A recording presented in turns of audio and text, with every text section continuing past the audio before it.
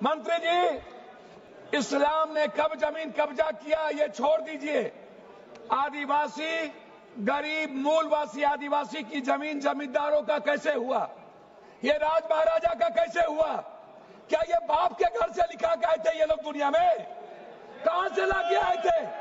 ये जमीन कहां से आया था? ये गरीब लोगों का जमीन किसने दिया? ये अंग्रेजों ने दिया। अंग्रेजों की दलाली की जमींदारों ने, अंग्रेजों की दलाली की राजशाहियों ने, अंग्रेजों की दलाली की अपने परिवार को पहुंचाया। तब जाकर के जमीन बने, तब जमीन गरीब के लिए थे। दूसरा चीज,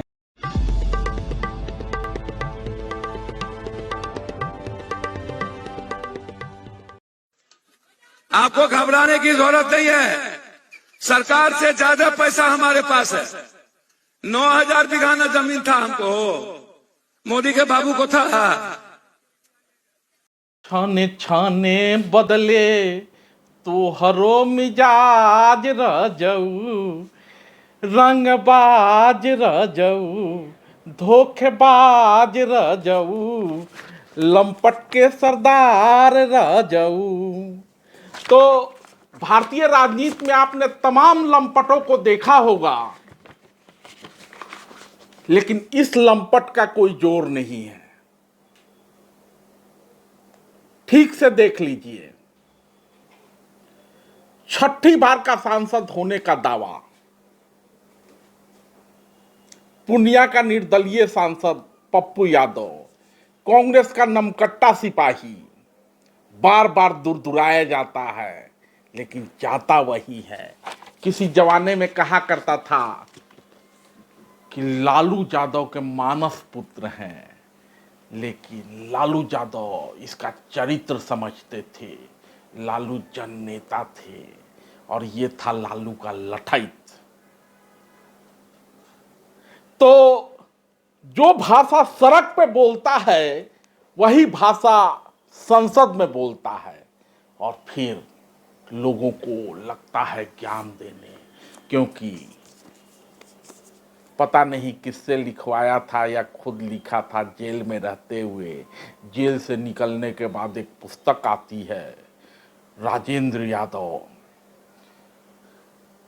संपादकीय लिखते हैं, डॉक्टर नामवर सिंह विमोचन में आते हैं और कहते हैं कि इस पुस्तक का नाम द्रोह काल का पथिक नहीं, विद्रोह काल का पथिक होना चाहिए।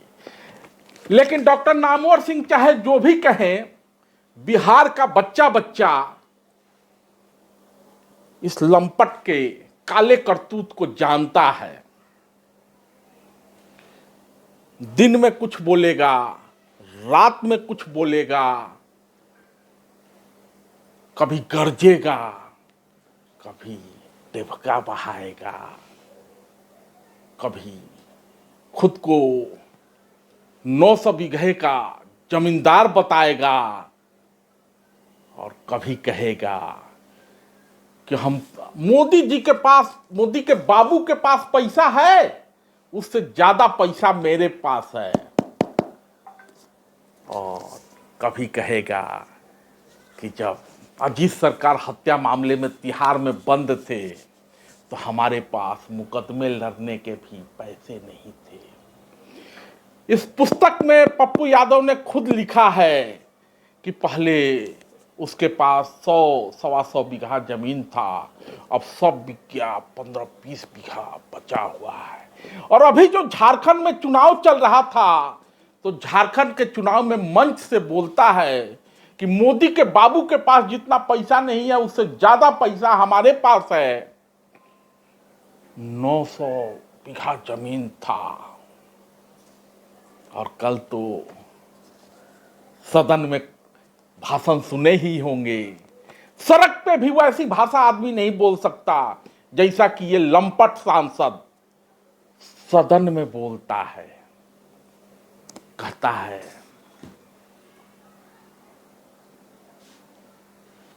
जमींदारों, राजाओं के बाप दादा के पास कहां से जमीन आया? अंग्रेजों के दलाली करते थे, फलां को भेजते थे, चिला को भेजते थे।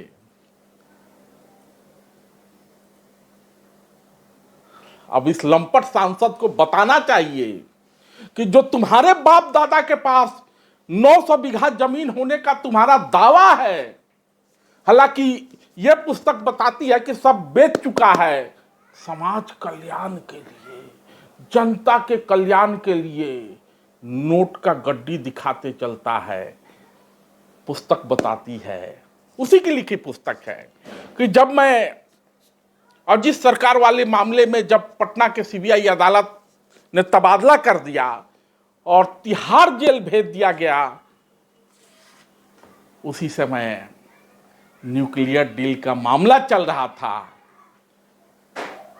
सभी सांसदों को चर्चा थी कि पैसे भी मिल रहे हैं न्यूक्लियर डील के लिए। राबड़ी देवी तो हमारी महतारी रही हैं, सोनिया गांधी से भी बड़ा निकट का संबंध था। सब लोग पैसे वैसे की बात चल रही थी, लेकिन हमने कोई पैसे की बात नहीं की। हालांकि हमारे पास 2 वोट थे और लगे हाथों कहता है कि मेरे पास मुकदमे लड़ने के भी पैसे नहीं थे। अब नोट का गड्डी लहराता है, दावा करता है कि 900 बीघा जमीन था, जनता के लिए बेच दिया, और सदन में कहता है कि राजाओं के, जमींदारों के पास जमीन कहां से आया, अंग्रेजों की दलाली करके आया। माने अब सवाल तो उठेगा कि बिहार में तो जमींदारी उन्मूलन कब का हो गया है, तो तुम्हारे बाप दादा के पास जमीन कहां से आया था? तुम्हारे परिवार के लोग किसके पास गए थे? तो धोखेबाज रजऊ, रंगबाज रजऊ, और तोहरा करतूत से होता जग शर्मसार रजऊ, लेकिन तोहरा नइखे कोनो लाज रजऊ। धन्यवाद। अगली बार 5 करोड़ 50